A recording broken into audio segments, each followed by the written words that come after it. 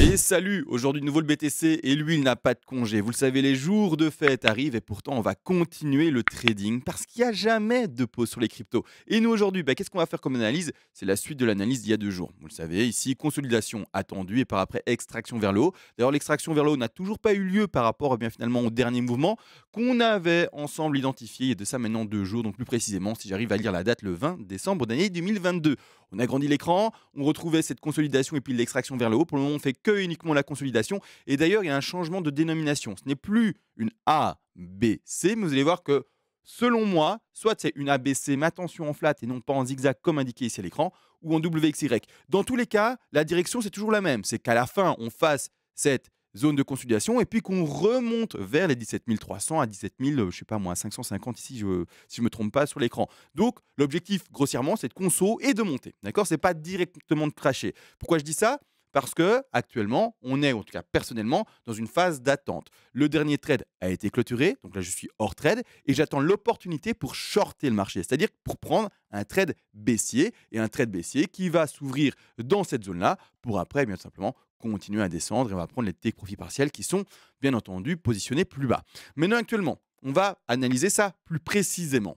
Je disais dans la vidéo précédente, ABC en zigzag ou triangle ou quoi que ce soit, et on avait identifié avec ce qu'on avait à l'écran au début, une ABC en zigzag tout à fait possible. Malgré tout, après la vidéo, je sais pas, je crois que c'était un jour après, on a eu cette dernière impulsion ici. On la voit, je vais vite retirer d'ailleurs les autres lignes, les autres vagues qui me gênent un peu à la lecture. Toi aussi, je te retire. Hop, ciao. Voilà, ciao. Et en fait, le truc, c'est que avec cette dernière expulsion, ou pas expulsion, mais impulsion pardon, vers le haut, moi je compte maintenant plus 5 vagues comme on le comptait ici, mais plutôt 3. C'est-à-dire, c'est con à dire, mais regardez, je retire ici les mains pour avoir plus de facilité avec mon brush, mais 1, 2, 3. D'accord? Quand on a 3, et pas 5 du coup, eh bien on part soit dans l'hypothèse d'un triangle, soit on part dans l'hypothèse également d'une WXY, ou plus loin WXYXZ, ou également d'une flat. Là, moi, j'ai envie de partir sur une flat, pas une flat, pardon, mais plutôt une WXY. Maintenant, on part peut-être sur une flat. Donc attention, c'est-à-dire que ceux qui veulent rentrer en trade là-dessus, vous devez bien travailler votre risk management, voir surtout et également en fait le ratio que vous pouvez avoir. Si par exemple vous rentrez maintenant à 16 790, vous prenez votre position de long, L-O-N-G, ici, vous mettez votre truc, vous regardez où vous devez mettre votre stop. Je rappelle, ce stop, si vous voulez être assez prudent, doit être positionné à 123% de Fibonacci pour pouvoir intégrer la flat. Alors la flat va aller chercher, bon ça s'écrit en ABC pour la flat, mais ici je le montre avec la WXY, travail mental pour vous. Vous remplacez la W et la X et la C par une A, B, C, d'accord, rien de compliqué. Et en fait, vous regardez le ratio. Et dans cette configuration-là, personnellement, je trouve que le ratio est pas top, d'accord. Donc ici, clairement, on va le mettre à 123. Hein. Comme ça, on voit si le trade, au moment où je parle, il est bon à prendre, mais il était peut-être meilleur en bas, d'accord. C'est-à-dire au moment où il était là, où je mets mon petit curseur. Mais nous, au moment où je parle, on est là. Donc c'est-à-dire qu'au moment où je parle, le ratio, pour atteindre cet objectif ici, classique, ou en tout cas le plus attendu de rebond, eh bien, c'est de retrouver ici un ratio qui est de 0,95. Allez, si je vais vraiment un peu étendre, 1, c'est pas terrible. D'accord. Pourquoi en plus cette box, je le rappelle également pour ceux qui ont perdu le fil, pardon, est importante? Parce que c'est le rebond où on retrouve 73% des K1-2. D'accord. C'est-à-dire que cette 2 qui est cachée là par toute la ligne, etc., que je vais réussir à prendre dans le degré supérieur, qui est sous-divisé en WXY, flat ou quoi que ce soit, d'accord. Elle a toutes ses chances, et je viens de le dire, plus de 7 chances sur 10. 73% des cas des deux terminent dans cette box-là, c'est-à-dire par rapport à un Fibonacci de retracement. Et donc, il est intéressant, selon moi, de travailler ce ratio attendu par rapport à cette box. On a vraiment un ratio pas terrible à ce niveau-là. Si par contre, plus tard, vous voyez que le BTC continue à chuter, d'accord. On va simuler ça. Soit il retourne sur ce niveau-là, et donc on vient sur l'occasion que peut-être quelqu'un a prise d'une ouverture ici. La rapide, le travail le même, hein, d'accord. On prend un long, on regarde de nouveau la position privilégiée, ou alors si vous voulez aller chercher les 161,8 d'une WXY ou d'une flat, vous pouvez également le faire. Mais là, je le fais par rapport vraiment au 123 et par rapport à la grosse box. Là, on a le plus de chances finalement de retrouver le frein de cette pattern-là. Donc on remet ça à 123 et on regarde maintenant le ratio. 1,78, on est déjà sur un ratio plus intéressant. D'accord. On est déjà d'office même, première box ici et première zone des 50% de Fibonacci, donc le bas de la box, on est à 1,50. Donc là, déjà, sur cette mèche-là, sur du coup la mèche qui a été cherchée les 61,8% de Fibonacci, là, ok, là c'était déjà plus intéressant. Et si plus tard, la pattern ici de rebond et en fait, du coup, qu'on ne fasse pas l'extraction maintenant, mais que la pattern de conso continue un peu à chuter, eh bien, au plus on arrivera proche de se battre des 123% de Fibonacci et au plus vous aurez compris que le ratio sera intéressant et du coup que ce trade sera intéressant. D'accord? Donc on va le remettre. J'ai remis expressément à nouveau ces fameux 123 pour pouvoir bien positionner là. On va symboliser, on s'en fout, vraiment une chute un peu plus forte et pour montrer que les bonnes occasions, il faut les attendre, d'accord? Et peut-être qu'elles n'arriveront pas, mais voilà, la bonne occasion ici, par exemple, c'est, imaginons, on descend ici à 16 389, on met ça, d'accord, pour donner un exemple, et même voir les 50, on est déjà sur un ratio de 3. Vous voyez, là, ça devient un ratio intéressant, un trade intéressant. Mais dans la position où on est maintenant, donc au prix où on est maintenant à 1600, 700, 1600, non, j'aurais aimé retrouver 1600 pour acheter un bon petit tas de BTC, mais non, 16 790, là, c'est pas le trade des plus séduisants, d'accord? Comme ça, je vous explique un peu rapidement pour les tout néophytes là tout de même, comment est-ce qu'on peut voir si le trade est intéressant, oui ou non, d'accord, grossièrement. Mais non n'empêche, l'objectif c'est là-bas en haut et 61,8, on va pas se mentir, c'est vraiment un beau Fibonacci, hein. C'est un Fibonacci qui retrouve souvent des belles zones de support. À ce niveau-là, on pourrait déjà, d'accord, on pourrait déjà. Alors, c'est trop rapide pour le faire, même si, entre guillemets, on est en train de déjà break, eh bien, la dernière ligne de résistance. Maintenant, il n'y a qu'une touchette, deux touchettes, petit break, peut-être fake breakout. Et donc ici, il n'y a pas encore réellement une résistance qui a été dessinée plus importante. Une résistance plus importante serait, d'accord, une qui relierait, par exemple, toutes ces mèches-là, toutes ces petites bornes ici, d'accord, avec un tout petit fake breakout ici, mais vraiment pas phénoménal. Et là, qu'est-ce qu'on vient de faire? On vient de nouveau de retoucher cette résistance oblique beaucoup plus importante avec une touchette, deux touchettes micro breakout, trois touchettes, maintenant quatre touchettes. Il faudra vraiment casser finalement cette résistance qui est plus intéressante pour se dire on a de fortes chances d'enfin avoir terminé la pattern de WXY ici, d'accord? Pouvoir positionner plus certainement la lecture, la dénomination finalement de ces vagues-ci, d'accord? Et dire ok, on commence enfin la Y. Dans ce contexte-là, si vraiment on n'enfonce pas plus bas, qu'est-ce qui me dit WXY? C'est parce qu'on n'aura pas été chercher à ce moment-là le Fibonacci des 90. D'accord? Je rappelle, pour qu'on rentre dans une flat, il faut au moins atteindre ce retracement et donc cet enfoncement des 90. Pour ceux qui ont un peu du mal, ne vous inquiétez pas, j'ai prévu tout pour vous. J'ai écrit un PDF, d'accord? Pas compliqué. Ce PDF m'aide également de faire en sorte que vous fassiez des donations, d'accord? Il faut toujours la carotte, on ne va pas se le cacher. Tout le monde fait des donations parce qu'il y a une carotte derrière. Et clairement, ce PDF me permet surtout de ne pas passer par des liens d'affiliation de parrainage tels. Il y en a plein qui ont fait FTX, surtout des Anglais. Il y en a plein qui font Binance encore. Il y en a plein qui font Coinbase encore. Et un jour, peut-être que toutes ces boîtes centralisées, elles vous diront ciao, ciao, ciao. Et moi, avec mon petit PDF qui permet de faire une donation du coup honnête, avec clairement du papier que moi j'ai écrit, donc c'est un truc vraiment direct, eh bien, on évite les arnaques, si c'est pas beau. Bon, bref, ce PDF, il comprend tout, d'accord? Les statistiques, comment on construit les vagues, comment on décompte les vagues, les retracements, les extensions, vous aurez compris tout. Et ça, c'est vers les premiers paliers de donation. Vers les derniers, toujours ce PDF, et également une analyse à la demande sur l'actif spéculatif de votre choix, crypto-monnaie ou pas, et je le ferai en vidéo privée pour vous, avec un plan de trading et un plan d'investissement. D'accord? Bon, voilà, petite pub de fête. Maintenant, on continue. Et merci à tous ces donateurs qui permettent vraiment de récompenser tout ce temps partagé et mon expérience, si je peux être humble et espérer vous apprendre des choses. Maintenant, n'empêche, c'est parti. On part sur le fait que potentiellement cette bougie qui vient d'arriver maintenant à l'écran, qui est en train de se former, continue telle une fusée et casse cette résistance et nous disent voilà, tu as de fortes chances d'avoir enfin déposé cet X.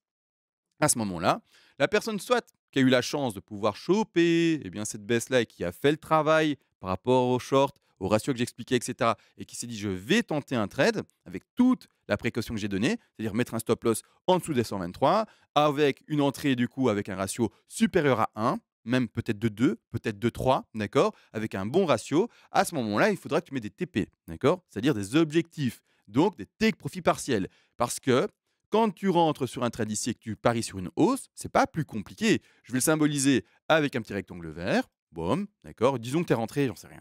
On met un rectangle vert au hasard. On s'en fout. Tu es rentré là, on s'en fout. Voire même pas au hasard. Tu es rentré sur les 61,8. Disons ça. Parce que c'est un très beau chiffre. Tu vois 61,8, tu dis ok, cool, ça correspond aux statistiques de 2, c'est beau également pour un retracement, le ratio est pas mauvais. Ok, je rentre sur les 61,8. Donc je vais prendre ici le Fibo. D'ailleurs, je prends mon raccourci pour le mettre. Et on va faire comme si tu étais rentré sur les 61,8. C'est même pas on va faire, il y en a plein. vous êtes des milliers à me regarder tous les jours. Donc d'office, il y a une au moins personne qui l'a fait. Donc j'assiste tout ça pour toi. Point d'entrée 61,8. Et donc du coup, bah, tu es rentré sur la mèche. Bah, félicitations mon coco. Franchement, félicitations, beau, propre, si tu es rentré dans ce cas-là. Après, tu es peut-être rentré sur le 50. Mais c'est très bien aussi, d'accord? Le ratio, il me semble, il était intéressant à ce niveau-là aussi. Donc bref, on va symboliser, n'importe, l'entrée grossière, tu es rentré dans cette grosse box. Bravo, félicitations, nickel. Ou plus bas et alors c'est encore mieux, d'accord? Si tu as la patience d'attendre et qu'on va plus bas, pari gagné et tu auras un ratio encore meilleur. Malgré tout, du coup, TP à placer. Les TP sont lesquels? Toujours les mêmes et c'est ça qui est assez sympa ici par rapport aux objectifs de WXY ou de A, B, C, zigzag, flat ou quoi que ce soit. C'est des objectifs d'Y ou de C, que ce soit en flat, en zigzag ou en WXY ou même WXYZ, mémotechniquement, c'est facile parce que c'est toujours les mêmes. Les mêmes, ce sont les 61,8, les 100, 123 et 161,8. Vous avez vu, je le rappelle et je le répète si vite, ça fait 5 ans que je dis ça en vidéo non-stop, pla, pla, pla, pla. C'est du par cœur. Et vous aurez à force également de pratiquer ce par cœur et vous saurez, 61,8, hop, pas de texte, hein, ouais, ok, hop, je prends mon TP, boum. TP, ça veut dire quoi? Prise de bénéfice, d'accord? Une partie, c'est take, profit partiel. Bénéfice partiel, d'accord? Ça veut tout dire. Donc, vous passez à l'achat ici, d'accord? Je parle trading, pas investisseur, hein. Les investisseurs, attention, ce n'est pas des vidéos qui vous concernent. Vous, vous achetez par palier de temps et vous revendez dans 5 ans, 10 ans, 20 ans, 30 ans. On ne parle pas de ça, d'accord? Attention, on parle de levier, de stop loss, de trading, quoi, d'accord? Si tu comprends pas les termes que j'explique, eh bien, c'est que tu es, je suis désolé, hein, sur la mauvaise chaîne et qu'il faut que tu ailles sur une chaîne qui parle pas de trading, d'accord? Parce que tu n'es pas au bon endroit. Après, si tu veux apprendre, il n'y a pas de problème. Reste là, t'inquiète pas, je te mets pas dehors, mais je veux que tu saches où tu es. Chaîne de trading et pédagogie par rapport aux élotuives. Donc ici, 61,8, première zone de take profit partiel. La deuxième, elle se situe où? D'accord? Donc en fait, tu achètes là, tu revends un peu ici. Tu revendras encore un peu ici. Tu revendras encore un peu plus tard. Ici, je vais dire les chiffres après, mais c'est juste que là, je me concentre un peu pour bien positionner mon rectangle et faire mon copier-coller. Et ici, donc c'est-à-dire prix. Aux alentours toujours, hein, les échanges n'ont jamais les mêmes prix. Tu peux regarder sur Coinbase, on est au prix de 17 052 et sur l'autre, on est à 17 000. Qu'est-ce que je raconte? On est à 16 807 et ici, on est à 16 827. Désolé, il y a le logo qui cache, tu vois rien, mais fais-moi confiance, au moment où je te parlais, c'était bel et bien ces prix-là. D'accord? Il y a une différence de prix et donc tu dois, selon ton échange, selon ta plateforme de trading, adapter ça, ton point d'entrée. Donc écoute les fibos et n'écoute pas le prix réellement que je donne, d'accord? Les prix, c'est toujours pour donner un ordre d'idée, savoir où on se positionne et où est-ce qu'on en est, d'accord? Mais sinon, c'est pas important. Ici, du coup, tu mettras un TP à 61,8 pour donner un ordre d'idée, comme dit 17 054. Voilà, plus ou moins ces prix-là. Ensuite, également, un TP à 100, de nouveau, 17 365 de take profit partiel. 123, 127, à nouveau, un take profit partiel à prendre à 17 553. Et pour terminer également, on peut aller là-bas tout en haut, qui sont les 17 881 $. Donc, là aussi, ce que tu peux faire, d'accord, en termes de trading, si tu rentres dans ce trade-là, ou que tu es rentré dans le trade, ou que tu rentres plus tard parce que l'opportunité se présente, parce qu'il y aurait peut-être une petite correction et tu rentres dans cette opportunité-là, eh bien, je mettrais personnellement, et tu fais ce que tu veux de ton côté, mais personnellement, je mettrais mes TP, donc mes zones de prise de bénéfices les plus fortes, vers cette box-là, vers cette zone privilégiée pour le rebond de 2. Pourquoi? Parce que comme déjà on a 73% de chance de finir là-dedans, bah, c'est assez intéressant de prendre un gros bénéfice ici, un deuxième gros bénéfice très proche ici, voire même prendre le bénéfice sur la zone des rebonds des 61,8 de retracement de la 2 et garder un bénéfice plus léger à ce niveau-ci, d'accord, aux alentours des 17 069 ici, dans cette zone-là, ou un bénéfice et surtout également un quatrième bénéfice possible ici, donc vers les 17 875, mais plus faible également. Hmm. Franchement, cette bougie-là, j'aimerais tellement qu'elle pète pendant qu'on parle. Comme ça, je dis X validé. Mais comme elle n'est pas encore validée, j'attends. J'attends, je la mets un peu de côté. Et je dis validé, c'est toujours jamais validé à 100%, mais c'est au moins dire, voilà, on a de fortes chances qu'elle soit validée. D'accord? Donc ça, c'est pour le trade. Maintenant, au prix où il est, moi, il n'est pas intéressant. Maintenant, s'il y a eu l'occasion que ça vient plus tard, tu peux le prendre sans problème. C'est-à-dire que par après, dès que on rentre dans cette zone-ci, eh bien, moi, je passe en short. Et d'ailleurs, là, pour ce coup-là, je vais faire une entrée en 2 paliers. D'accord? Ce que je vais faire, c'est une première zone de short sur les 50 et une deuxième zone de short sur les 61,8. Alors, je réadapte ça bien. Je vais retirer du coup le trade qu'on vient d'exprimer. D'accord? Et on va exprimer eh bien, le trade que moi, je vais tenir plus tard. Et donc là, j'attends que ça monte, hein. Hop, ça, c'est l'ancien trade. Celui qui voit le petit trade ici haussier qui se joue en quelques jours. D'accord? Moi, ce que je vais faire, c'est une entrée en trade sur le premier palier ici. d'accord? Et un second palier également là. Ça correspond à quoi? Au rebond, d'accord, des 50 à 61,8 de Fibonacci. Pas plus compliqué. Hop, de cette manière-là. On arrive là, on touche du coup les 17 290. Cette zone-là, encore une fois, est toujours plus ou moins selon les échanges. Boum, vous savez que CM1, il a shorté le marché. Ça continue à monter, on touche les 17 540. Boum, vous savez que CM1, il a renforcé sa position. D'accord? Et surtout, mon stop sera où? Personnellement, hein. Pas de copy trading, hein, les gars. Je vous explique juste comment ça se passe de mon côté. Et également, c'est surtout pour donner la pédagogie. Mais vous, vous devez, encore une fois, faire ça en tant que bon père de famille, savoir ce que vous faites et pas juste bêtement du copy trading parce que vous n'avez pas réfléchir et que vous êtes complètement idiot. D'accord? Vous n'êtes pas ça, les gars. Vous êtes mieux que ça. D'accord? Vous n'êtes pas des poissons. Donc, moi, je vais mettre un stop plutôt serré. D'accord? Comme ça, je vais jouer un ratio assez intéressant et vraiment essayer de jouer un beau petit pactole là-dessus. Parce que clairement, avec le rebond qu'on a eu précédemment ici, qui a été chercher les 50 et la belle correction ici, j'ai envie de croire que le range est terminé. D'accord? C'est-à-dire qu'en fait, que le range, pour bien l'exprimer, ici, d'accord? Hop, eh bien en fait, on est déjà en fait non plus dans la consolidation à l'horizontale, mais qu'on est déjà en train en fait de s'effondrer, quoi. D'accord? Donc c'est-à-dire que le range avec un brush, s'il te plaît. Je le trouverai pas, c'est grave. Où est le brush? Ah ben il est là. En fait, qui est ça? Et ben en fait, il était terminé là, en fait. D'accord? Et que là, en fait, on est déjà dans cette chute-là. Et qu'en fait, ça fait déjà ça, quoi. D'accord? On n'est plus dans on est à l'horizontale, trop de lignes, tu la ligne. Donc on n'est plus dans on est à l'horizontale, mais on est déjà dans c'est terminé. On casse l'horizontale et on descend. D'accord? Et j'ose espérer ça et que ceci ait été le top. C'est pour ça que moi, personnellement, je vais mettre voilà, mon stop à ce niveau-là. Là où je viens de faire cette ligne-là. D'accord? Je vais mettre mon stop. J'avais dit quoi? Là? Non, attendez, que je me trompe pas parce que j'ai un peu du mal, visuellement sur mes dessins. Oui, là, oui, oui, c'est ça. Donc oui, c'est bien ça, c'est bien ça, c'est bien ça, c'est vraiment très serré. Donc là, à ce niveau-ci et non pas, d'accord, là-bas en haut, d'accord? Ça, c'est la deuxième position avec un stop possible. Vous mettez un deuxième stop ici si vous voulez être plus large. Mais moi, je vais jouer pardon, je vais jouer du coup un stop, vous aurez compris, qui est moins large, d'accord? Donc je vais jouer vraiment un stop assez serré qui sera là, à 18 382. C'est tout. Ça va juste changer le ratio et du coup, ça veut dire que j'aurai un reward plus important que quelqu'un qui aura bien entendu un stop loss plus large et positionné plus haut. Les objectifs baissiers, toujours les mêmes, quelque chose qui se descend assez fort. Et d'ailleurs, mes TP, si je ne me suis pas trompé, seront les suivants, d'accord? C'est-à-dire 14 890, toujours la zone autour des prix que je donne, 13 232, troisième TP à prendre à 11 920 et quatrième TP ici à prendre à 9 792. On peut arrondir en disant 9600, 9600 pardon, 9800, on s'en fout, la zone encore, d'accord? Ça, c'est mes TP. Après, il y a des TP qui peuvent être placés plus bas encore. Par exemple, celui-ci à 7600, il est beaucoup plus drastique. J'ai personnellement du mal à croire à un BTC qui ira à 7600. Mais on s'en fout de ce que je pense. D'accord? Le sens du trade, c'est con, mais je shorte là pour aller vers le bas. S'il prend le TP1, tant mieux. S'il prend le TP2, tant mieux. S'il prend le TP3, tant mieux. S'il prend le TP4, tant mieux. Et si il descend encore, tant mieux. Même si je me dis, waouh, mais 7000, un BTC de nouveau à 7000, mais où est-ce qu'on est? Est-ce que c'est possible? Est-ce que le BTC va donner l'opportunité aux investisseurs d'acheter du BTC en paquet de 10 comme ça? On verra. Après, chacun ses moyens. J'ai un peu exagéré là. Mais en paquet, quoi. D'accord? On verra. Et beau cadeau finalement. Beau cadeau si on arrive à des prix pareils. D'accord? Et si on arrive même plus bas, c'est encore l'extase. Fantasme, septième ciel, on y est. Mais voilà. C'est-à-dire que je vais quand même mettre un TP là dans ma position de trading, mais peut-être vraiment très faible. Parce que je n'ai pas cette conviction forte qu'on aille là. D'accord? J'ai plus de conviction pour un 9000, par exemple. D'accord? Donc je vais mettre un TP plutôt léger si on retrouve les 14 000. Je vais mettre un TP plutôt léger si on retrouve les 13 000. Et plus on approche des 9 008, et au plus là, je mettrai des prises de bénéfices importantes par rapport à mon trade. Mais voilà, c'est quand même un peu se positionner, etc.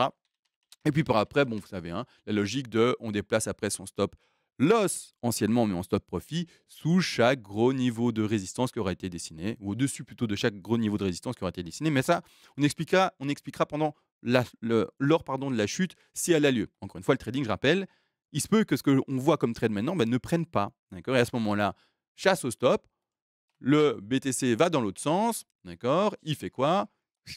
Stop prix, terminé, CMA, il est sorti, stop prix, tout le monde il est sorti et en fait le BTC il rebondit, il va je sais pas du coup s'il casse ces résistances là, il peut aller à 27 000, 28 000, 30 000, et faire sa petite vie.